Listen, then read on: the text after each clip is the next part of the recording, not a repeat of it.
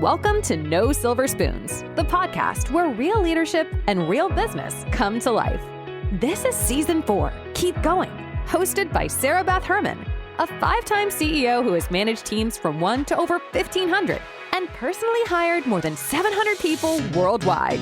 For the next 12 weeks, Beth will take you inside the doubts, fears, and roadblocks leaders face, and how to push through them with courage and truth. And this season isn't just a podcast. We'll be making exclusive announcements, sharing weekly digital downloads, and giving extended free training inside our free Keep Going cohorts, hosted on Good Pods and on Instagram at NoSilverspoons_podcast. These cohorts are where you'll find giveaways, resources, and opportunities you won't get anywhere else. This is the series you've been waiting for. Season 4, Keep Going. Let's begin. You ever reach a point in your story where you realize that staying true to who you are is going to cost you something? Where your standards, your voice, your work ethic, your commitment to excellence suddenly become the very things that threaten other people? That's exactly what we're stepping into today. Welcome back to No Silver Spoons. I am Beth Herman, and this is week 8 of our 12-week Keep Going series. Conviction has a way of showing up at the exact moment you think you finally found your place. I used to believe conviction was about being strong, outspoken, or firm. But I've learned conviction is actually quiet.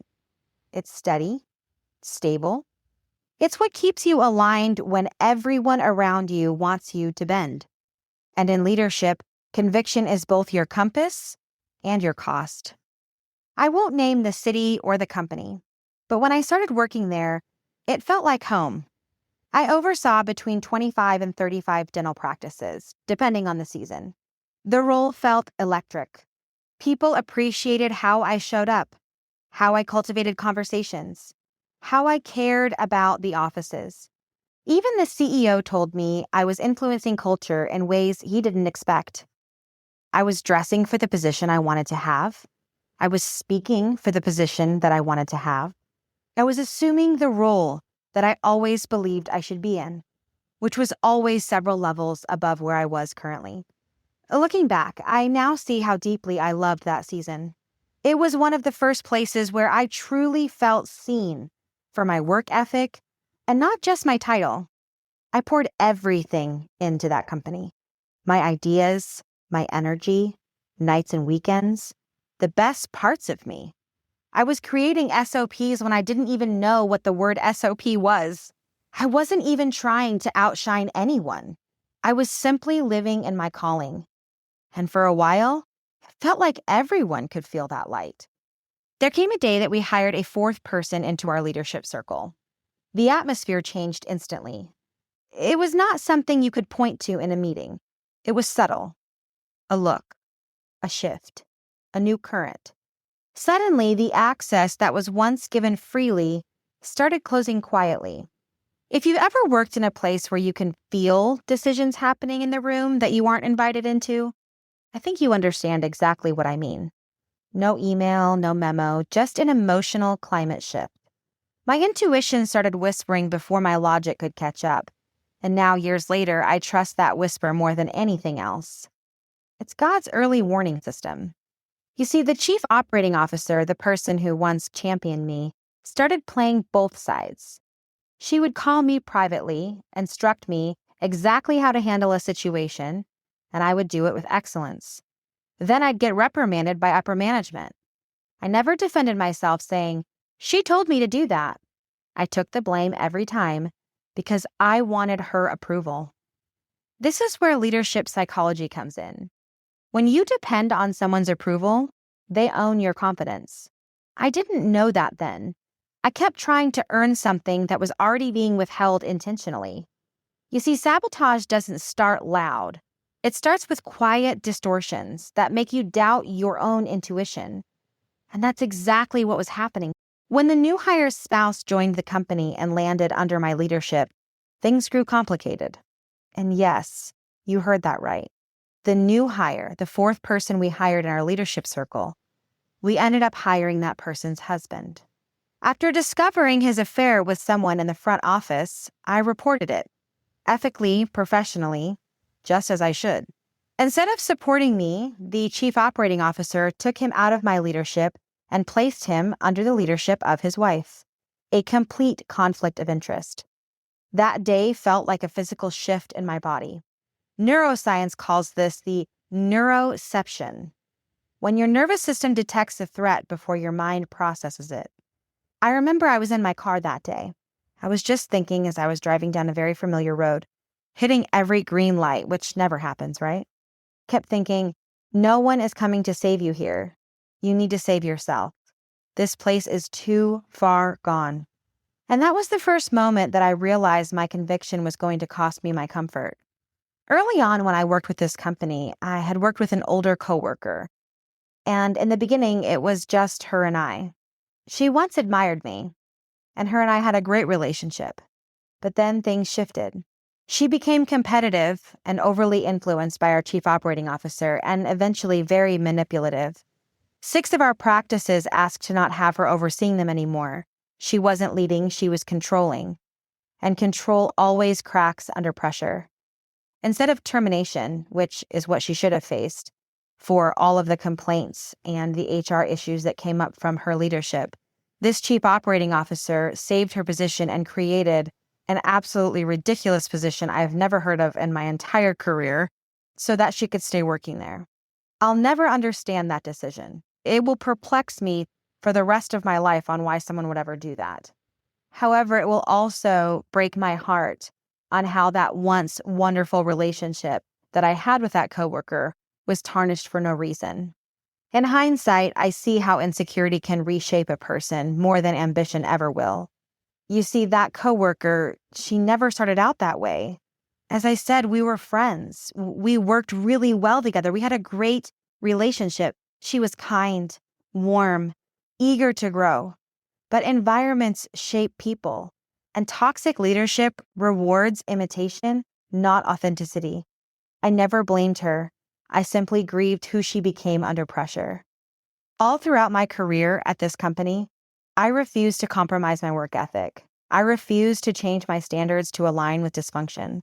I refused to dishonor anyone, even when it meant being an easy person to blame. I still gave 100%. Some would even say my 100% was others' 200%. Even when I knew it was being used against me. This genuinely was the hardest emotional season of my early leadership career. I felt isolated, misunderstood, and deeply disappointed by people I once admired. I questioned myself constantly, not because I lacked integrity, but because dishonor makes you feel unstable even when you're standing on truth. But God kept whispering to me this whole time, Sarah Beth, don't shrink. Don't bend. I am with you. And that steadiness carried me when my confidence couldn't. Neuroscience shows that when you abandon your values to gain approval, the brain experiences internal conflict. But when you stay aligned with conviction, your decision-making centers strengthen. Integrity literally stabilizes the brain. Pair that with scripture. Proverbs 4:25 says, let your eyes look straight ahead. Fix your gaze directly before you. And it becomes clear. Conviction isn't just morale. It's mental. It's emotional. It is spiritual. Hey, Keep Going fam. This isn't just a podcast. It's a community. Every week, you can download exclusive digital resources designed to help you apply what you're learning. And you'll also have access to free extended training. The best way to get the most out of this season is to join the free Keep Going cohorts, available now on Good Pods and in the Instagram broadcast channel at @nosilverspoons_podcast.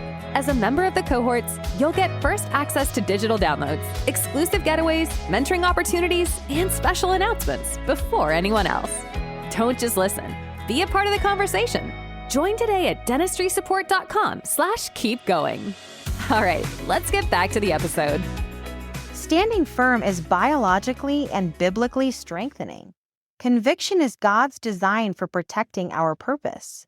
Fast forward, almost 3 years into working for this company. I walked in one morning. I remember waking up the morning I knew I was going to be giving my notice. I got ready just like any other day. I hadn't checked out mentally.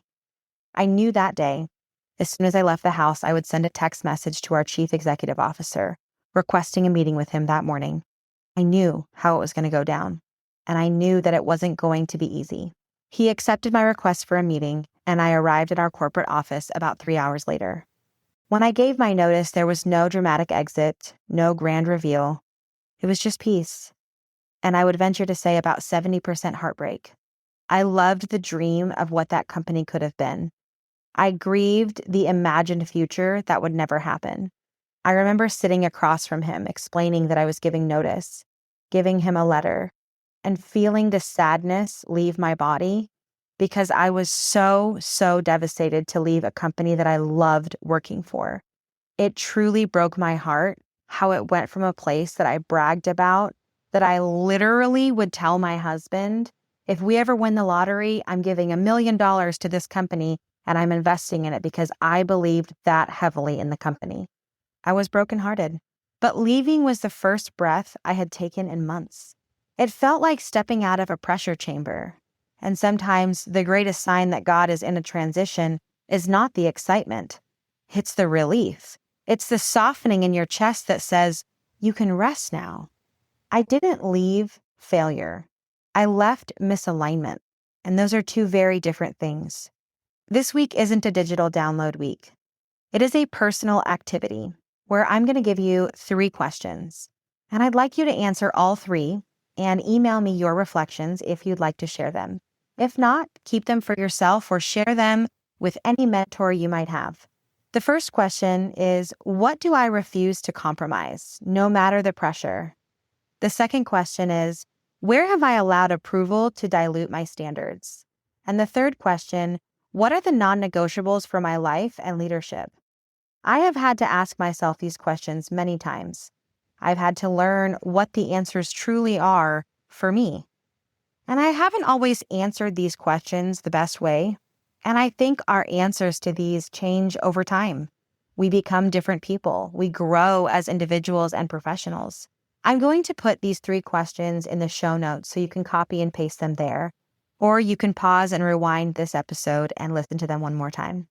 I genuinely read every message that comes through.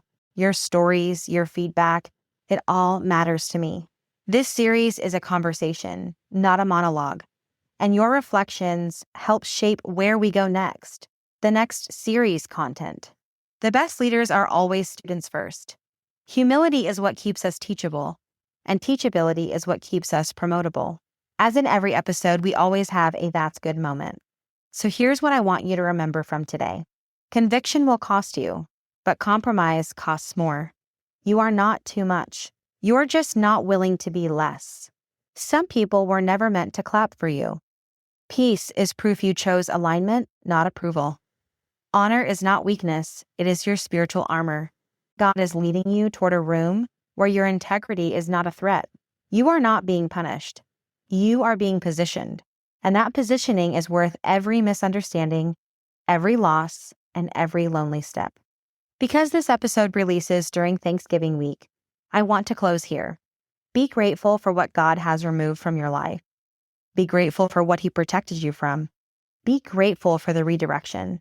And be grateful for the conviction that keeps you aligned with who you truly are. Gratitude clarifies. It clears your mind. It softens your spirit. It strengthens your resolve. It reminds you that even when relationships fall away, God's faithfulness does not.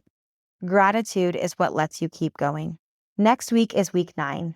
Peace over proving, how to lead from rest instead of reaction.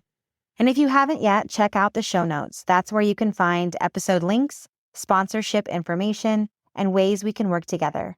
I'm Sarah Beth Herman, and no matter what it costs you, keep going. And I'll catch you on the next episode. You've been listening to No Silver Spoons Season 4. Keep going. Hosted by Sarah Beth Herman and proudly sponsored by Dentistry Support. This is a 12-week series running in real time. But whether you're joining us on day 1 or halfway through, you belong here. All of our products, resources, and opportunities remain available online, so you can follow along anytime at www.dentistrysupport.com/keepgoing.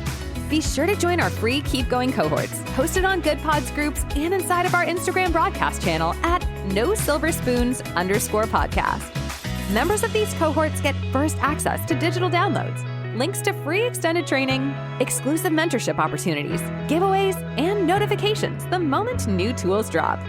These cohorts are built for leaders and business owners who want to grow with us, and they're completely free. If you'd like to sponsor a future episode of No Silver Spoons or inquire about being a guest, you'll find details on our podcast page linked in the show notes. Your journey as a leader doesn't end here. Your story isn't finished. No matter what season you're in, keep going. We'll see you next Monday.